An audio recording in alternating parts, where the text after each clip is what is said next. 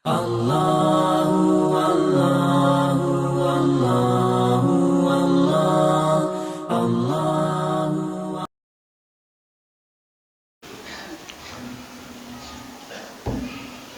Alhamdulillah alladzi ja'ala al-islam tariqan sawiyya wa wa'ada lil mutamassikina bihi wa yanhauna al-fasada makanan 'aliyya. Asyhadu an la ilaha illallah wahdahu la syarika lah, syahadata man huwa khairum maqaman wa ahsanu nadiyya. وأشهد أن سيدنا محمدًا عبده ورسوله وحبيبه وخليله المتصف بالمكارم كبارا وصبيا. اللهم صل وسلم وبارك على سيدنا محمد كان صادق الوعد وكان رسولا نبيا، وعلى آله وصحبه الذين يحسنون إسلامهم ولم يفعلوا شيئا فريا. أما بعد، فيا معشر المسلمين والمؤمنين رحمكم الله، اتقوا الله وتزودوا فإن خير الزاد التقوى.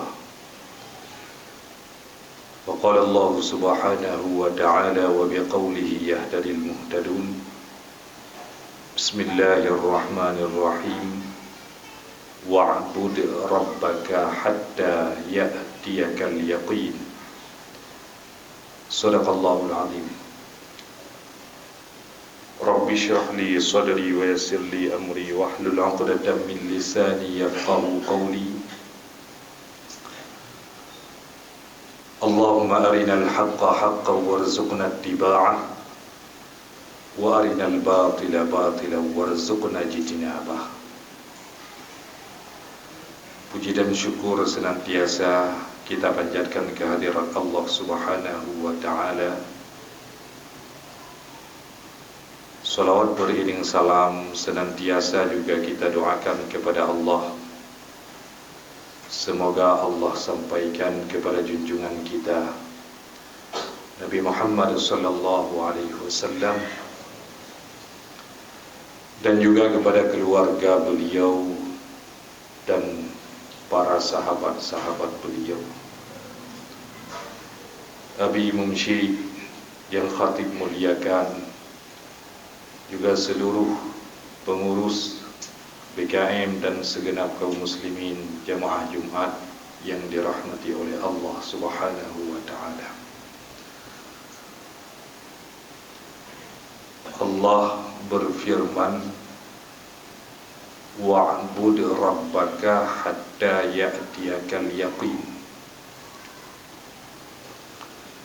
dan beribadahlah kamu, yakni jadikanlah dirimu sebagai hamba Tuhanmu, hatta ya'tiyakal yaqin, sehingga datanglah sebuah keyakinan, yakni kepastian, yakni kematian, yaitu sembahlah Tuhanmu, jadikanlah dirimu sebagai hamba Tuhanmu, beribadahlah kamu kepada Tuhanmu hingga datang kematian. Kemudian pada ayat yang lain, wa ma khalaqatul jinna wal insa illa liya'budun.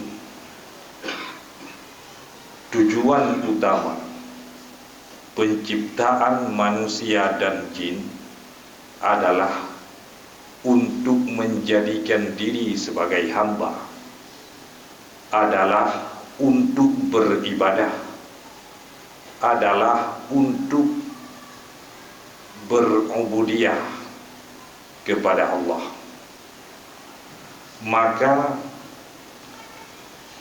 setiap makhluk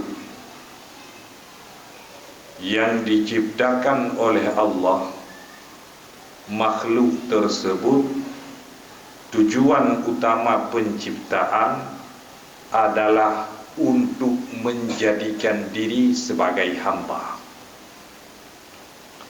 Hadirin, layaknya seorang hamba terhadap tuannya,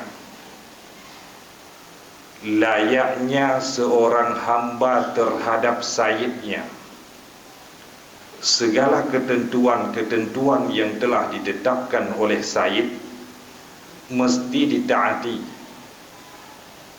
Segala larangan-larangan yang dilarang oleh sayyid, oleh tuan, maka mesti dihindari.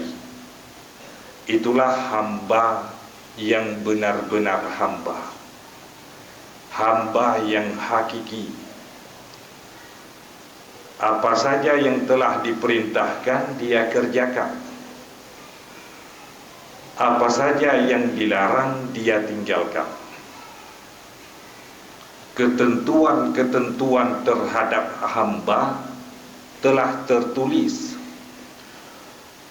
aturan-aturan terhadap hamba telah tertulis. Maka kita sebagai hamba Allah hendaknya demikian. Apalagi Allah ini selain sebagai Tuan sekaligus sebagai Tuhan, Tuan sekaligus Tuhan, maka hendaknya seorang hamba lebih taat,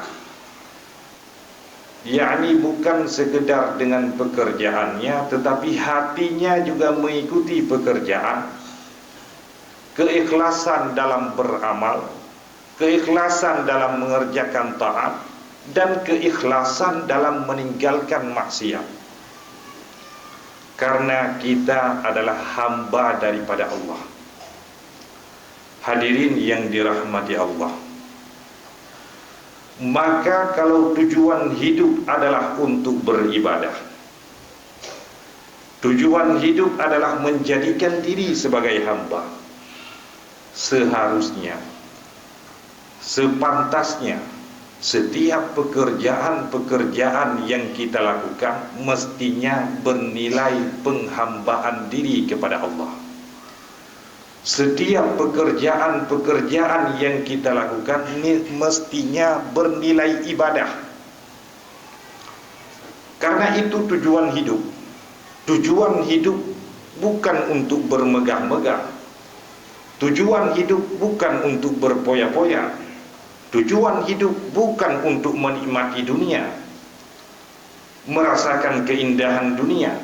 Tujuan hidup adalah ibadah. Maka seharusnya segala aktivitas-aktivitas yang kita kerjakan mestinya bernilai ibadah. Kalaupun kaki melangkah, langkah kaki itu bernilai ibadah. Kalau jari jemari bergerak, jari jemari bergerak pun sebagai ibadah. Mata memandang pun bernilai ibadah. Telinga yang mendengar pun bernilai ibadah. Mulut yang terucap, lisan yang bergerak, apapun yang keluar daripada lisan mestinya bernilai ibadah. Karena hakikat hidup adalah untuk beribadah. Ketika hati merasakan sesuatu, rasa apapun itu, senangkah, sedihkah, hati gembira, harusnya bernilai ibadah. Apapun pekerjaan, mata yang memejam harusnya bernilai ibadah. Telinga yang mendengar, walaupun tidak mendengar, harusnya bernilai ibadah. Kita diam pun harus bernilai ibadah. Kita berbicara pun harus bernilai ibadah. Segala gerak-gerik kita mestinya bernilai ibadah. Kita tidur pun bernilai ibadah. Hadirin yang dirahmati Allah, pertanyaannya, bagaimanakah caranya menjadikan segala sesuatu bernilai ibadah? Kita berdagang pun bernilai ibadah, kita berjalan pun bernilai ibadah. Hadirin yang dirahmati Allah, Rasulullah sallallahu alaihi wasallam bersabda, "Kam min amalin yatasawwaru bi surati a'malid dunya wa yasiru min a'malil akhirah bi husnin niyah." Betapa banyak amalan-amalan yang kelihatannya amalan dunia, kelihatannya pekerjaan dunia, tetapi yasiru min a'malil akhirah. Menurut Allah, pekerjaan itu bernilai ibadah, pekerjaan itu merupakan pekerjaan akhirat. Bihusnin niyah, dikarenakan bagusnya niat. Seorang pedagang, rasa-rasanya dia sedang mencari dunia, mencari harta. Itu penglihatan kita manusia. Tetapi kalau dia berdagang untuk mencari rezeki kepada keluarganya, mencari harta, istighfafan 'anil mas'alah, supaya dia tidak meminta-minta. Dia bekerja supaya dia tidak menjadi pengemis. Karena pengemis itu adalah pekerjaan yang tercela di dalam agama. Dia bekerja supaya terhindar daripada mengemis. Sa'yan 'ala ahli, dia berdagang untuk mencukupi keluarganya, menafkahi keluarganya, bekerja untuk menafkahi keluarganya. Rasa-rasanya kalau kita lihat, kalau pandangan manusia, dia sedang mencari dunia. Tetapi kalau dia ketika bekerja hatinya mencari ridha Allah, hatinya untuk menafkahi keluarganya, hatinya untuk supaya dia tidak mengemis, hatinya ikhlas mengharapkan ridha daripada Allah, maka pekerjaannya itu bernilai ibadah. Dia berdagang, dagang dia itu, dia menjual sesuatu, dia sedang beribadah. Bihusnin niyah, karena bagusnya niat.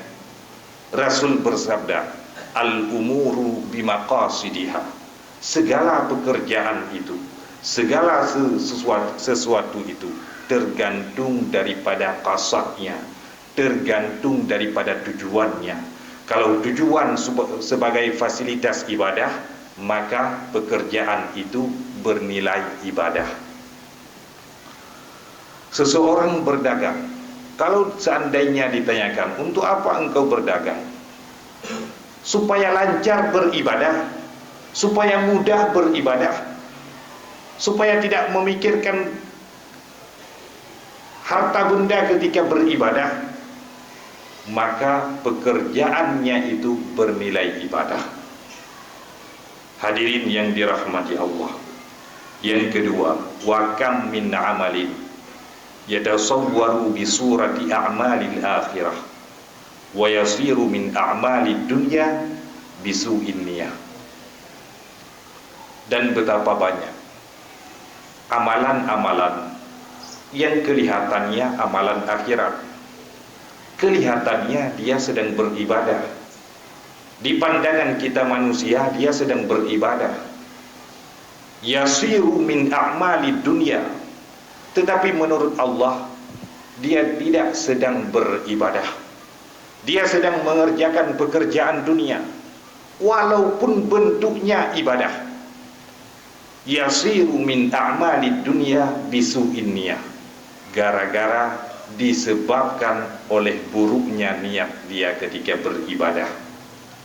Kelihatannya dia sedang baca Quran, kelihatannya dia sedang bersedekah, kelihatannya dia sedang sholat, Kelihatannya dia sedang melakukan ibadah haji, ibadah umrah, tetapi hatinya bukan untuk Allah.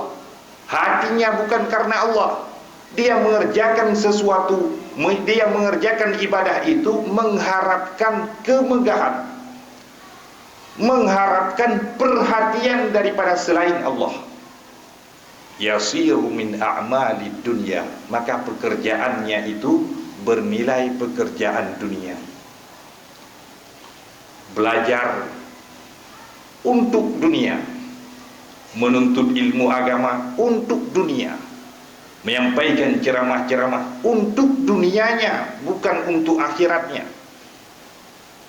Mengharapkan kemegahan, mengharapkan balasan daripada manusia. Maka orang yang seperti ini di hari akhirat nanti, ketika dihisab amalnya, dia melihat bahwa di dunia dia pernah melakukan ibadah, pernah bersedekah, pernah sholat, pernah menunaikan ibadah haji, pernah menunaikan ibadah umrah, tetapi tidak termasuk dalam catatan kebaikan.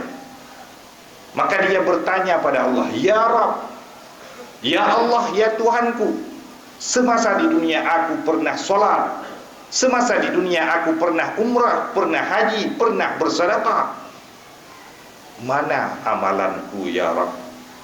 Mana balasan untuk sedekahku? Mana balasan untuk salatku? Mana balasan untuk ibadah hajiku, ibadah umrahku? Maka Allah memberikan jawaban kepada si hamba yang seperti ini. Engkau salat bukan untukku, engkau menunaikan ibadah haji dan umrah bukan karenaku, engkau mengharapkan ridha daripada selainku, engkau mengharapkan perhatian daripada orang-orang yang engkau cintai, engkau mengharapkan perhatian daripada orang-orang yang engkau takuti, bukan karenaku. Maka mintalah balasan itu pada orang-orang tersebut. Hadirin yang dirahmati Allah, keikhlasan dalam beramal itu sangat-sangat diperlukan. Wa ma umiru illa liya'budullaha mukhlisin. Engkau tidak diperintahkan untuk beribadah kecuali engkau beribadah dengan keikhlasan, dengan kebersihan hatimu daripada selain Allah. Hadirin yang dirahmati Allah, kemudian amalan-amalan di dunia supaya bernilai ibadah, maka pekerjaan itu harus meliputi 3 syarat. Syarat yang pertama, ketika kita bekerja, hendaknya kita mengkasatkan untuk ibadah. Apapun yang kita kerjakan, kasatkan untuk ibadah. Maka pekerjaan itu akan bernilai ibadah. Itu syarat yang pertama. Bihusnin niyah, baguskan niat ketika bekerja. Yang kedua, ketika bekerja, jangan melakukan kemaksiatan-kemaksiatan. Kita sebagai pedagang jangan mengurangi timbangan, jangan berbuat curang. Kita sebagai pekerja kantoran juga jangan curang dalam hal waktu. Jangan menghabiskan waktu di luar kantor dengan di dalam kantor. Begitu juga pekerjaan yang lain. Jangan lakukan kemaksiatan ketika bekerja. Jangan berkumpul antara dengan yang bukan mahram. Jangan melakukan atau menonton sesuatu yang dilarang, mendengar sesuatu yang dilarang, mengupat, menghina, mengejek orang lain ketika sedang bekerja. Itu yang kedua, hindari daripada kemaksiatan-kemaksiatan. Yang ketiga, ketika datang kewajiban, seumpama sholat, maka jangan tinggalkan sholat hanya gara-gara bekerja. Jangan tinggalkan kewajiban-kewajiban ketika bekerja. Dengan 3 syarat ini, insya Allah, apapun yang kita kerjakan, perdagangan, selama itu halal, pekerjaan kantoran, pekerjaan apapun itu akan bernilai ibadah dengan 3 syarat. Yang pertama niat, yang kedua jangan lakukan kemaksiatan, yang ketiga ketika datang kewajiban kerjakan kewajiban itu. Datang perintah untuk sholat, sholat. Datang perintah untuk berpuasa, berpuasa.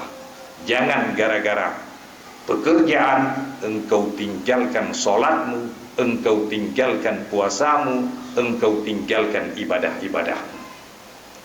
Maka kalau seperti itu tujuan daripada kita bekerja, maka tersebut di dalam usul fiqh, al-wasail laha ahkamul maqasid. Perantara-perantara itu hukumnya seperti hukum tujuan.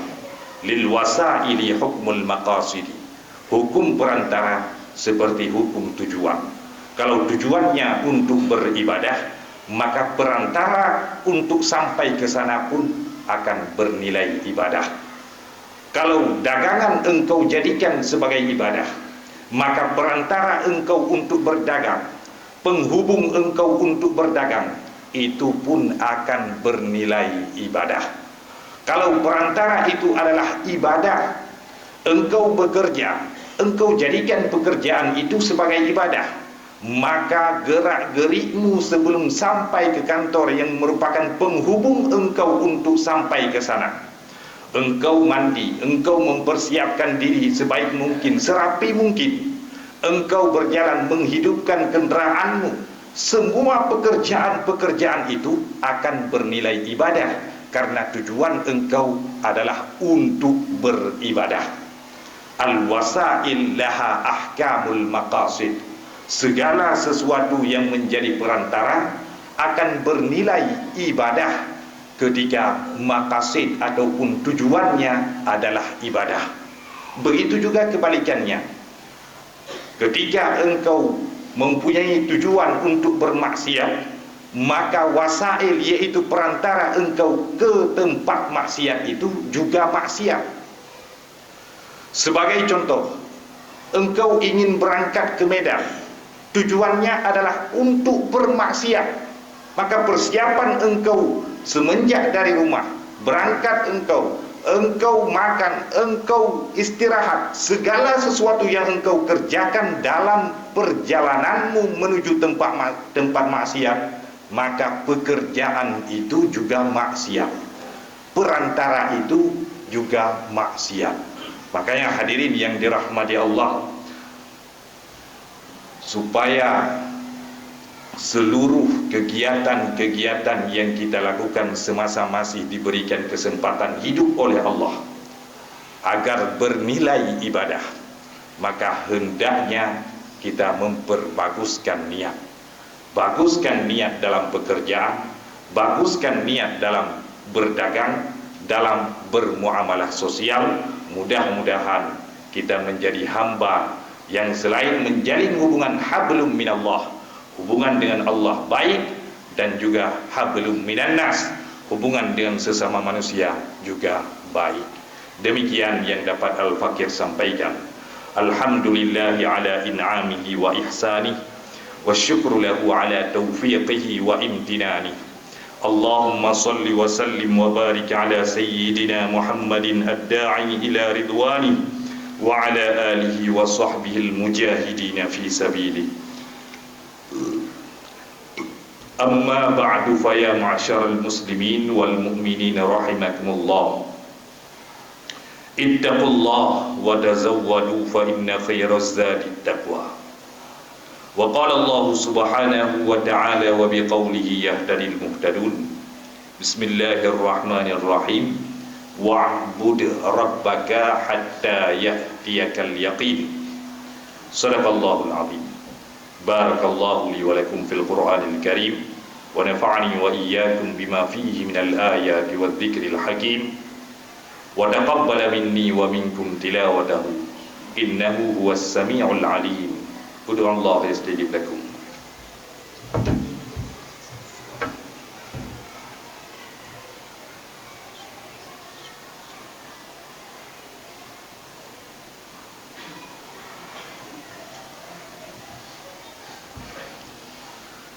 الحمد لله الذي أمرنا بالتقوى ونهانا عن اتباع الهوى فإن الهوى يضل صاحبه عن الهدى فإن الهدى هدى الله هو الهدى.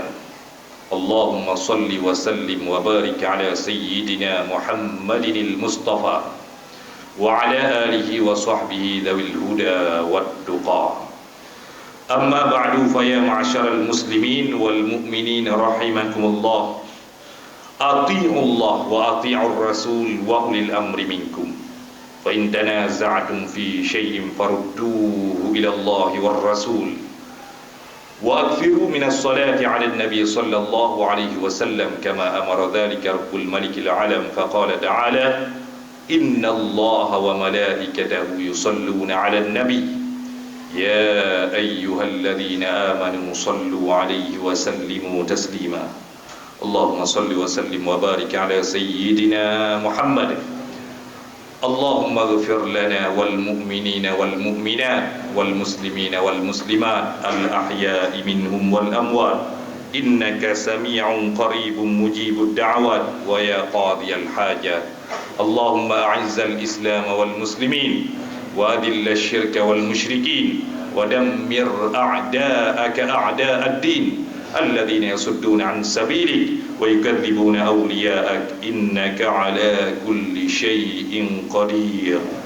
اللهم انصر إخواننا المستضعفين والمجاهدين في فلسطين. اللهم انصر إخواننا المستضعفين والمجاهدين في فلسطين. اللهم انصرهم على عدوك وعدوهم يا رب العالمين. اللهم أهلك الكفرة والإسرائيل.